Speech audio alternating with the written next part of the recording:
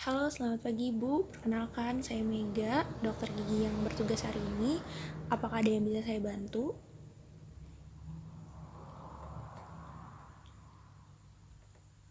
Oh iya Bu, sebelumnya saya konfirmasi terlebih dahulu ya.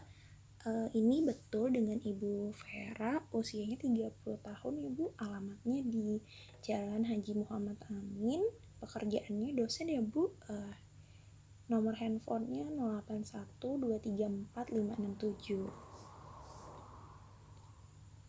Baik Bu, jadi Bu dikonsul ke sini untuk melakukan foto ronsen intraoral bite wing ya Bu, pada gigi geraham belakang sebelah kiri. Ibu dengan diagnosis pulpitis irreversible, betul ya Bu? Baik, sebelumnya kira-kira apakah Ibu pernah di ronsen dalam 1 tahun ke belakang ini ya Bu? Belum pernah, berarti ini pertama kalinya ya Bu, giginya di ronsen. Mohon maaf sebelumnya Ibu, saat ini apakah Ibu sedang hamil atau tidak ya Bu? Baik. Nah, sebelum kita melakukan foto ronsen, saya akan menjelaskan sedikit mengenai prosedur ronsen yang nanti akan dilakukan ya Bu.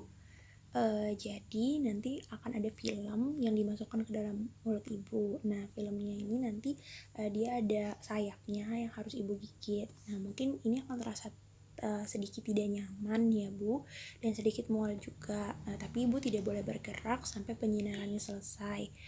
Prosesnya juga tidak akan lama, jadi mohon ditahan sebentar ya Bu, karena saya harus menempatkan alatnya pada posisi yang benar. Jika tidak benar, maka nanti harus diulang kembali. Nah, mungkin apabila ada yang terasa sakit, nanti Ibu boleh beritahu saya untuk diposisikan kembali filmnya. Kemudian nanti setelah kita posisikan film, saya akan sinari dan saya akan menunggu di luar. Untuk berbahayanya sih tidak ya Bu, efek sampingnya mungkin akan terasa tidak nyaman di dalam mulut dan sedikit mual, namun hal tersebut tidak akan berlangsung lama. Nah, setelah diradiasi, Ibu mungkin akan merasakan sedikit kemerahan pada pipi dan juga dapat merasakan mulut yang kering. Nah, tapi ini tidak akan berbahaya karena pada pemeriksaan ini dosis radiasinya sangat minimal dan efeknya tentu juga sangat minimal. Selain itu, kita akan menggunakan proteksi diri Ibu untuk mengurangi efek radiasi. Nanti kita akan menggunakan rompi khusus yaitu apron. Kami juga menyarankan Ibu untuk mengkonsumsi makanan kaya akan antioksidan dan tinggi protein nanti setelah melakukan foto ronsen. Baik, apakah Ibu masih ada yang ingin ditanyakan lagi terkait dengan tindakan foto ronsen yang akan dilakukan?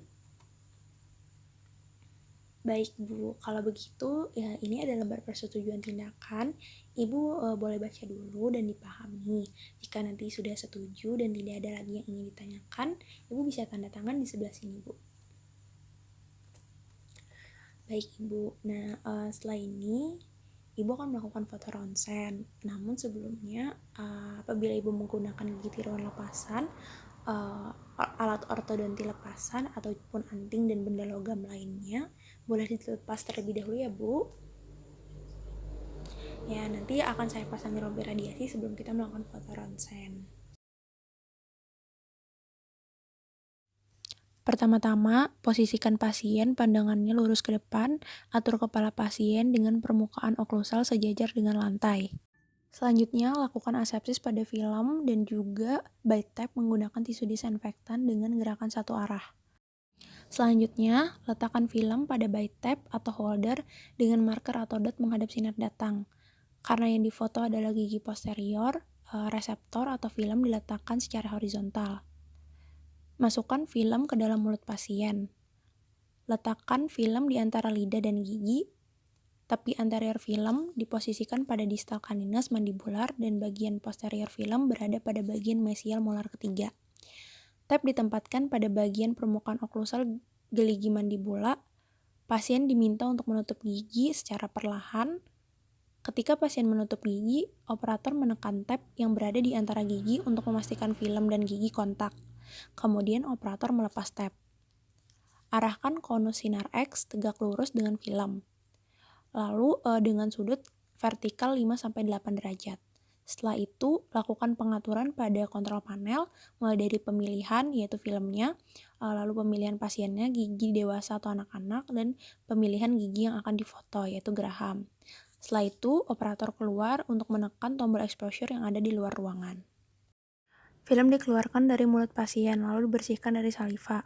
Lepas film dari plastik luar. Celupkan film ke dalam larutan developer kurang lebih 5 menit.